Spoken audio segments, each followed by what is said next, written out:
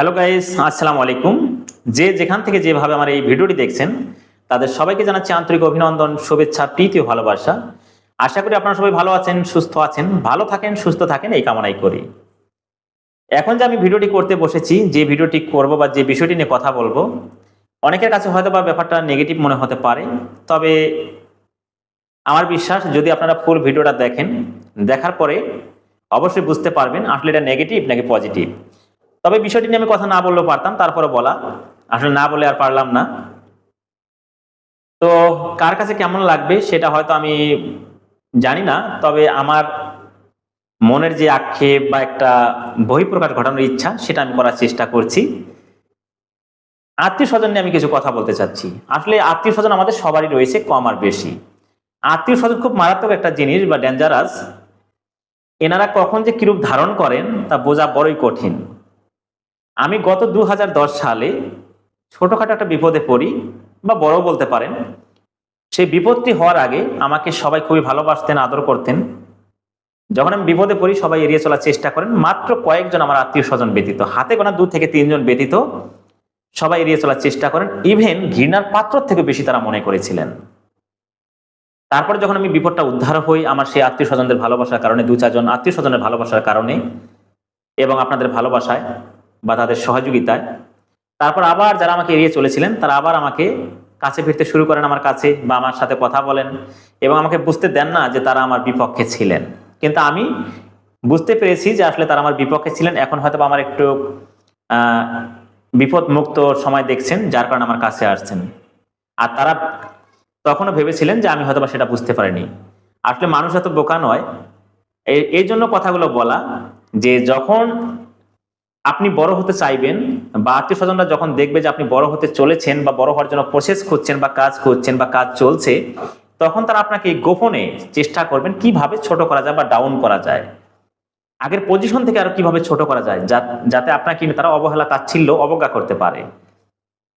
কিন্তু তারপর আপনি যদি সৎ বা অনেস্ট থাকেন এবং ধৈর্যের সাথে কাজ করে যদি আপনি সফল হন, যখন তারা আর কুলাতে পারবেন না বা পারলেন না বা পারেন না, তাদেরকে উপেক্ষা করে বা তাদের বাধা বিপত্তি উপেক্ষা করে যখন বড় হওয়া যায়, তখন তারা আবার ভিন্ন একটা মোড় নেয়। শুরুতে চেষ্টা করে আপনাকে ডাউন করার জন্য, আর যখন দেখলো যে পারে না বা পারলেন না, তখন তারা আবার নতুন করে একটা অভিনয় শুরু করেন যে তোমার জন্য কতই না দোয়া করছি, কত না চেষ্টা করছি যে তুমি জীবনে বড় হও, আর আমরা জানতাম যে তুমি জীবনে বড় হবে। এই ডায়লগগুলো তখন তারা পেশ করতে থাকে। আসলে কি বলবো, তাদের অভিনয় এতটাই নিখুঁত থাকে যেটা বোঝা খুব কঠিন। আর তাদের অভিনয়গুলো দেখে দেখে আমিও মাশাআল্লাহ অনেকটা অভিনয় শিখেছি এখন। চলচ্চিত্রে হয়তোবা আমাদের সুযোগ হবে না, কিন্তু যে কোনো পরিস্থিতিতে আমরা অভিনয় করতে পারবো। তবে তাদেরকে ওস্তাদ মানতেই হবে। তো যাই হোক, এই ভিডিওটি দেখার পর সবাই আবার আত্মীয়-স্বজনকে ভুল বুঝবেন না। কারণ সবার আত্মীয়-স্বজন এরকম না। আমার বিশ্বাস যে 2-4 জন আত্মীয়-স্বজন এরকম থাকে। আর যারা এরকম আত্মীয়-স্বজন রয়েছেন, প্লিজ আপনারা এই দিকগুলো থেকে বেরিয়ে আসবেন। কারণ সাপোর্ট করলে সাপোর্ট পাওয়া যায়, ভালোবাসলে ভালোবাসা পাওয়া যায়, আদর করলে আদর পাওয়া যায়, সম্মান করলে সম্মান পাওয়া যায়। এই জিনিসগুলো মনে রাখবেন। তো যদি জীবনে বিপদে না পড়া যায় বা বিপদ না আসে, তাহলে কখনোই আত্মীয়-স্বজনদের চেনা যায় না বা আপন মানুষগুলোকে চেনা যায় না। তাই মাঝে মাঝে বিপদে পড়াও ভালো। একটা জিনিস আমি বিলিভ করি, আল্লাহ যাহা করেন মঙ্গলের জন্য করেন। আপনি যত বেশি বিপদে পড়বেন, কখনো নিরাশ হওয়ার কোনো প্রয়োজন নেই। আল্লাহ হয়তোবা আপনাকে সেই বিপদের মাধ্যমে ভালো একটা পথ খুঁজে দিবেন বা ভালো একটা পথ দেখানোর চেষ্টা করেন। আর যখন আমরা বিপদে পড়ি, মূলত আমরা ভাবি যে হয়তোবা এখান থেকে আমার জীবনের পরিসমাপ্তি ঘটবে বা শেষ হবে। আসলে এমনটি নয়, আরো ভালো কিছু সামনে ওয়েট করে। এটা মহান আল্লাহ তাআলার নির্দেশে এই কাজগুলো হয়ে থাকে।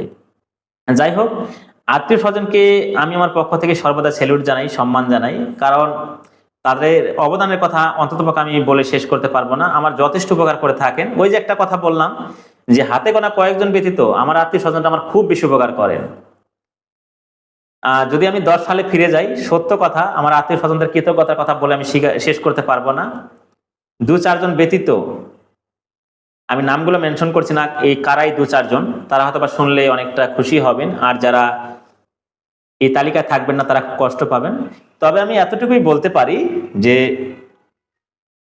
তারা যেভাবে আমার ক্ষতি করার চেষ্টা করেছেন বা যেভাবে আমাকে ছোট করার চেষ্টা করেছেন, তাদের বাধা বিপত্তি অতিক্রম করে আজ আমি এ পর্যন্ত, সামনে আরো ভালো কিছু করব। আর যারা আমাকে আমার দুঃসময়ে সাপোর্ট করেছেন, সহযোগিতা করেছেন, আমার জন্য কষ্ট করেছেন, তাদেরকে আমি আমার পক্ষ থেকে জানাই হাজারো সালাম, শ্রদ্ধা, সম্মান ও ভালোবাসা। তাদের কৃতজ্ঞতা কখনোই আমি ভুলবো না, তাদের কথা আমি কখনো মন থেকে মুছবো না। জীবনে যদি ভালো কিছু করতে পারি, অবশ্যই আমিও তাদের জন্য কিছু অংশ রাখার চেষ্টা করব এবং তাদেরকে সম্মানিত জায়গায় রাখার চেষ্টা করব। সবার আগে তাদেরকে আমি সম্মান দেওয়ার চেষ্টা করব। হয়তো বা তাদেরকে এভাবে বলা হয়নি কখনো, কিন্তু যেহেতু ভালো কিছু করা এখনো আমার সুযোগ আসেনি, কাজ চলছে, তবে ইনশাল্লাহ ভালো কিছু করতে পারবো সামনে, এটা আমার আত্মবিশ্বাস। তবে ভালো কিছু করতে পারলে সেই সমস্ত ব্যক্তিদের ভালো একটা অবস্থানে রাখবো এবং সম্মানের জায়গায় রাখবো, এবং তাদের জন্য অন্তত পক্ষে কিছু একটা করার চেষ্টা করব, যাতে ফিউচারে বলতে পারি যে না, যারা আমার জন্য এতটা করেছেন তাদের জন্য আমি একটু হলো করতে পেরেছি, তিল পরিমাণ হলো করতে পেরেছি। এটাই হবে আমার সার্থকতা। যাই হোক, সবাই আত্মীয় স্বজন থেকে সাবধান থাকবেন। কে আপন, কে পর, কে অভিনয় শিল্পী বা কে সর্বোচ্চ ড্রামা বা অভিনয় করেন, সেটা মনে রাখার চেষ্টা করবেন বা বোঝার চেষ্টা করবেন। সবাইকে বিশ্বাস করবেন না, বিশ্বাস করে বিপদে পড়বেন না, কারণ অতি আত্মবিশ্বাস অ্যাক্সিডেন্টের মূল কারণ বা লক্ষণ। তো সবাই ভালো থাকবেন, সুস্থ থাকবেন, এবং আমার যদি কোনো প্রকার ভুল ত্রুটি হয় অবশ্যই ক্ষমা দৃষ্টিতে দেখবেন।